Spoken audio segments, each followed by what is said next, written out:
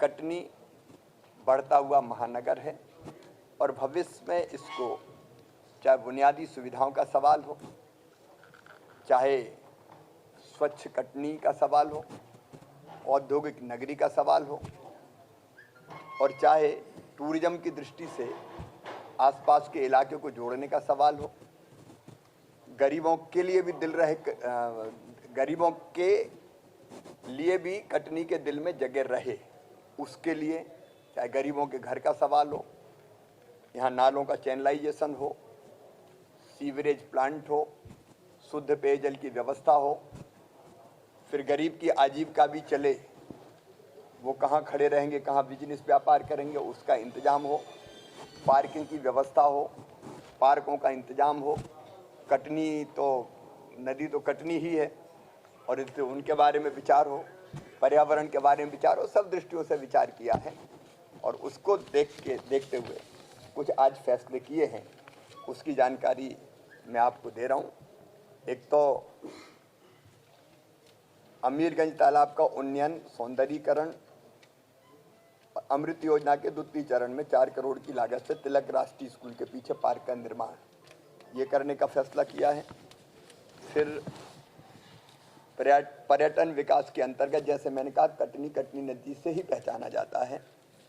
आज हम लोगों ने विचार किया है, मैं ये नहीं कह रहा कि कल से हम काम शुरू कर देंगे, लेकिन कटनी नदी का सौंदर्यीकरण, जल की व्यवस्था, उसके बारे में थोड़ा सा वर्कआउट कर रहे हैं कि पानी लगातार गर्मी में भी बहता रहे, और कटनी रिवर फ्रंट का विकास, ये कार्य योजना इसकी बनाने के हमने पूरे निर्देश दिए हैं। अभी प्रारंभिक रूप से जो हमने अंदाज लगाया है कि लगभग 28 करोड़ रुपए इसमें लगेंगे, लेकिन हमने और विस्तार से इसकी रूपरेखा बनाने के मैंने निर्देश दिए। कटनी नदी के दोनों ओर रिवर फ्रंट विकास का काम हो और वो एक ऐसा स्थान बन जाए जो कटनी के लिए गर्व का विषय भी रहे, और कटनी कोई आए तो रिवर फ्रंट पर घूमने जाए। ज़रूरी उसके लिए जल की व्यवस्था भी, क्योंकि गर्मियों में पानी का संकट है, तो उसकी कार्य योजना बनाने के यहाँ निर्देश दिए हैं। फिर 3 करोड़ रुपए की लागत से कटाए घाट पहुँच मार्ग में दुगाड़ी नाले पर पुलिया चौड़ीकरण, और 2 करोड़ की लागत से खिरनी ओवरब्रिज के पास, आज़ाद चौक के पास भूमि अधिग्रहण करके चौड़ीकरण किया जाएगा। फिर बाईपास सड़क 6 करोड़ रुपए की लागत से कुठला थाना के पास से तिलिया पार होते हुए उसका निर्माण। फिर मुख्यमंत्री अधोसंरचना विकास के तृतीय चरण में, क्योंकि एक अच्छे बस स्टैंड की आवश्यकता है, अभी तो चलती का नाम गाड़ी है बस स्टैंड हमारा, लेकिन एक बढ़िया बस स्टैंड कटनी में बने, उसकी कार्य योजना बना रहे हैं। बस स्टैंड तो बने ही, लेकिन अभी हमने निर्देश दिए हैं, सभी लोगों ने कहा, विशेषकर सांसद जी ने भी, कि यहाँ तो अब हवाई पट्टी के बिना काम चलेगा नहीं, चाहे टूरिज्म हो या फिर औद्योगिक विकास, एयर कनेक्टिविटी चाहिए, और इसलिए एक हवाई पट्टी यहाँ बने, उसके लिए भी ज़मीन देखने के निर्देश दिए हैं। एक ज़मीन विवादित है अभी, उसके बारे में भी हम लोगों ने कहा है, लेकिन हवाई पट्टी भी बने, उसकी चर्चा हुई है। फिर एक पार्किंग की बहुत दिक्कत है कटनी में, और इसलिए मल्टी लेवल पार्किंग का निर्माण, संदीप जी काफ़ी संजीदा हैं और लगातार विकास में रुचि भी लेते हैं, बताया कि ये ज़रूरी है, तो पार्किंग भी हो सके, पार्किंग के ऊपर व्यावसायिक परिसर भी बन सकते हैं, उसकी चर्चा की है।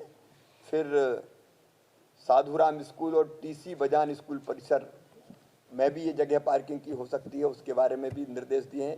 व्यावसायिक परिसर का निर्माण भी हो सकता है, तो लगभग ये 50 करोड़ रुपए की लागत से रेलवे स्टेशन के पास सराय में पार्किंग से व्यावसायिक परिसर का निर्माण हो, इसके बारे में भी आज फैसला किया है। फिर यहाँ चौपाटी स्थल, चौपाटी है ना यहाँ, तो उसका भी पार्किंग और नवीनीकरण दोनों की व्यवस्था वहाँ की जाएगी, इसके बारे में अंतिम रूप से फैसला किया है। एक आप जानते हैं कि जो ओवरब्रिज बने हैं, आरओबी बने, वो हम लोगों ने नगरवासियों की सुविधाओं को ध्यान में रखते हुए तीनों ओवरब्रिज सैंक्शन किए थे, लेकिन आज फिर कहा कि नहीं, 3 से काम नहीं चल रहा। मैंने कहा भाई कटनी में तो 3 बहुत है, लेकिन कह रहे नहीं, 3 को और जोड़ो और बनाओ। तो हम लोगों ने अभी ये तय किया है, इसका पूरा प्रॉपर सर्वे करेंगे, उसके बाद इसको अंतिम रूप देंगे। लेकिन जो चर्चा आई है, कटनी साउथ स्टेशन के पास ordnance factory, Chhaparwah, Balaghat civil lines और लक्ष्मी पान भंडार को जोड़ने वाले आरओबी का निर्माण किया जाएगा।